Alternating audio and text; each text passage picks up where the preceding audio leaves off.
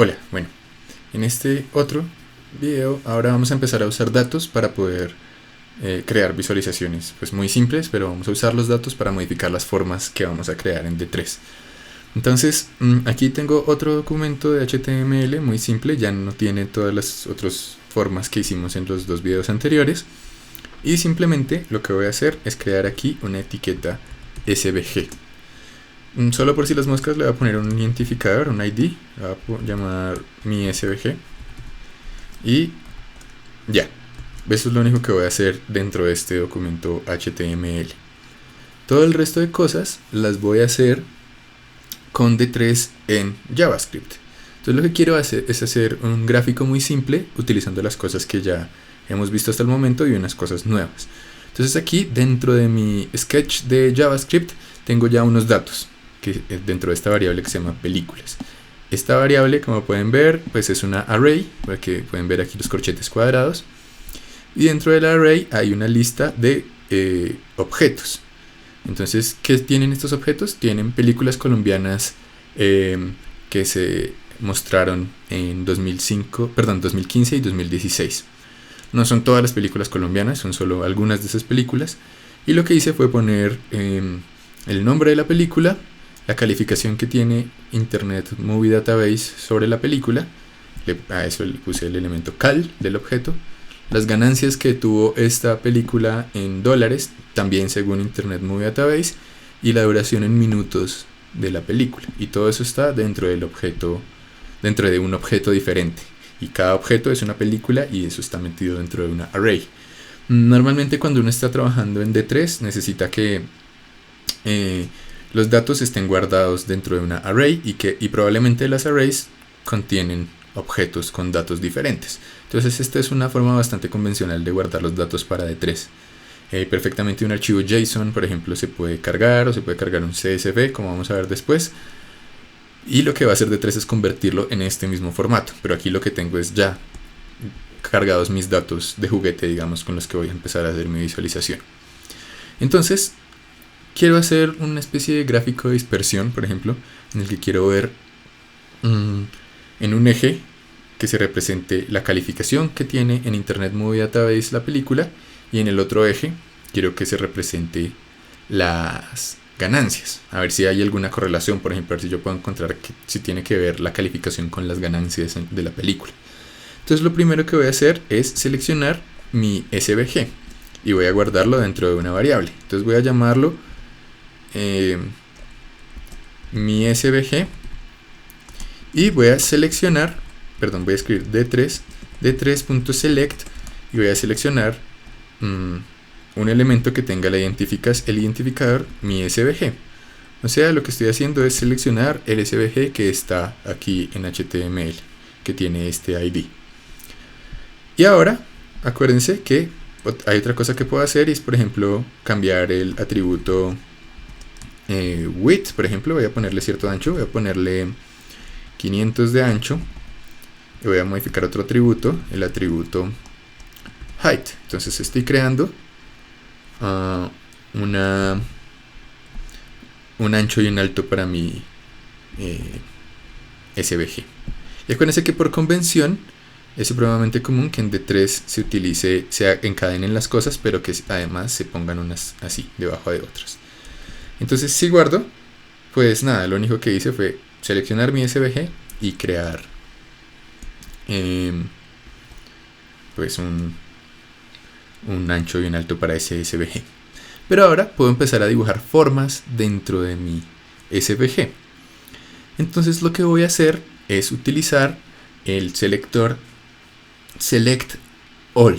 Entonces voy a poner mi SVG, voy a poner select all y voy a seleccionar todos los círculos que haya en mi SVG.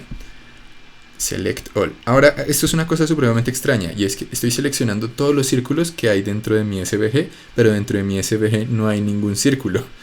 Entonces, ahí es donde viene una cosa importantísima de D3, y es la forma en la que uno ingresa datos para después utilizar esos datos en la visualización. Entonces resulta que lo que voy a hacer es seleccionar todos los círculos, pero como no hay ningún círculo, voy a añadir unos datos y voy a hacer que esos datos creen círculos por cada uno de los datos. Entonces, para eso, dentro de D3 existe otra función que se llama data o data. Y entonces, dentro de data, uno pone una array con datos y luego esa array sirve para crear nuevos elementos que se pueden después visualizar. Entonces, ¿cuáles son los datos que quiero anclar a esta selección de círculos que no existe? Pues voy a quitarle la tilde a esto para que no tenga problema. Voy a anclarle los datos películas. Entonces, pues D3 es un poquito confuso por la forma en la que funciona, pero aquí lo que estoy haciendo es seleccionar todos los círculos que haya y luego anclar a esos círculos los datos de películas. Ahora, como no existe ningún círculo, entonces yo lo que voy a hacer es utilizar esta función que se llama enter. Esto es una convención supremamente normal en D3. De hecho, casi que uno puede casi siempre copiar y pegar esto y siempre funciona igual. Entonces estoy haciendo la función enter, que es tome los datos y ingréselos al binding de mi selección. Y si todavía no existen círculos, entonces append, o sea, ingresen un nuevo círculo. Entonces voy a hacer aquí un dibujo para explicar mejor cómo funciona esto. Básicamente lo que estamos haciendo es lo siguiente. Aquí en D3 yo tengo un mundo, digamos, que es donde están mis formas de SVG, podemos decir. SVG. Y tengo otro mundo que es donde están mis datos. Pero lo que yo quiero hacer es que haya una forma conectada a cada uno de los datos, o que haya un dato conectado a cada una de las formas. O sea, quiero que una forma represente, que sea una forma sea un círculo, por ejemplo, en el caso de lo que estamos haciendo. Sin embargo, como tengo datos, pero no tengo formas, lo que quiero hacer es que D3 por sí solo cree nuevas formas para mí, para que todas estas conexiones se hagan. Entonces ahí es donde viene la función. Bueno, primero la función data lo que hace es conectar las cosas, pero segundo lo que hace la función enter lo que hace es crear nuevos elementos en la necesidad de los datos. O sea, si hay datos, entonces cree nuevas formas en la medida en la que se necesiten esos datos. Y luego, cuando pongo append, pues lo que estoy haciendo es justamente eso, crear esas formas. Entonces lo que estamos haciendo en D3 aquí es seleccionar todos los círculos y anclarlos a los datos de películas. Si llega a ser el caso de que no hay suficientes círculos para representar todas las películas, entonces vamos a usar enter y append. O sea, cree nuevos círculos a partir de los datos que hay. Entonces, como no creamos ningún círculo, lo que va a hacer D3 es decir, pues no hay ningún círculo, tengo que crear un círculo por cada una de las por cada uno de los datos. Entonces, si guardo, pues no, en realidad no va a aparecer nada aquí, pero en realidad lo que ya hicimos fue crear un data binding. Entonces, después de hacer ese data binding, ya podemos empezar a crear ciertas formas. Solo para que vean, vamos a crear un círculo, vamos a ponerle cierto lugar a los círculos. Entonces voy a modificar la función, voy a modificar el atributo cx. Resulta que además hay una cosa que es también supremamente importante en D3, y es que una vez yo anclo los dos elementos, anclo el círculo con su dato, ahora puedo ingresar a las cualidades del dato. Entonces, por ejemplo, puedo hacer una cosa que se llama una función anónima de flechita. Tengo que hacer un video sobre eso. Y puedo crear aquí una función adentro de esto. De nuevo, esto ustedes lo pueden copiar, no tienen que saber exactamente los detalles. Entonces aquí lo que tengo es dos argumentos dentro de un paréntesis, luego una flechita, y luego lo que ponga aquí después de esta flechita es lo que va a retornar esa función. Entonces, por ejemplo, solo para que vean que si estoy creando un círculo por cada uno, si quieren puede copiar esto al pie de la letra, voy a crear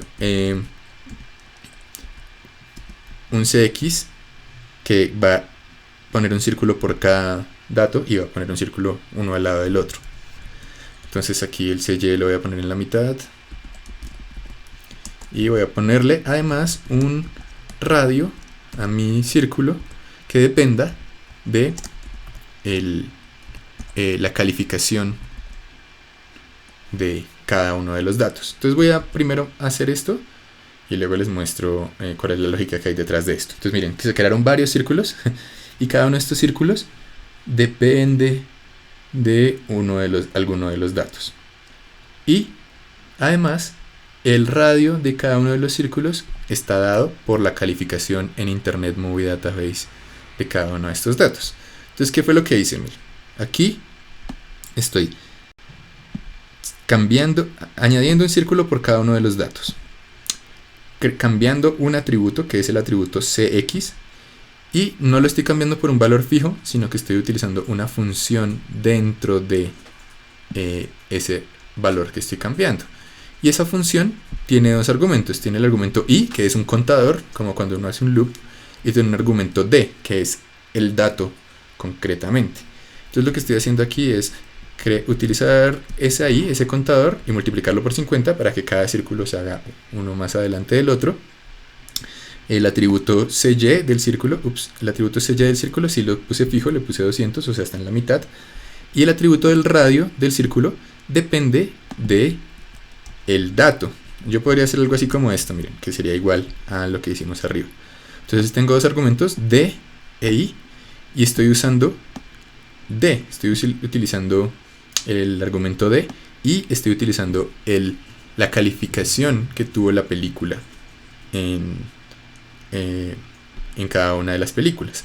Entonces fíjense que aquí esto es una manera supremamente fácil, no necesité loops, no necesité nada como engorroso de JavaScript para poder crear unos círculos que dependen de un dato de la calificación. Ahora pues vamos a hacer algo un poco más sofisticado en el siguiente video, pero aprovechando esta misma idea. Entonces voy a parar por ahora y en el siguiente vamos a hacer un gráfico mejor.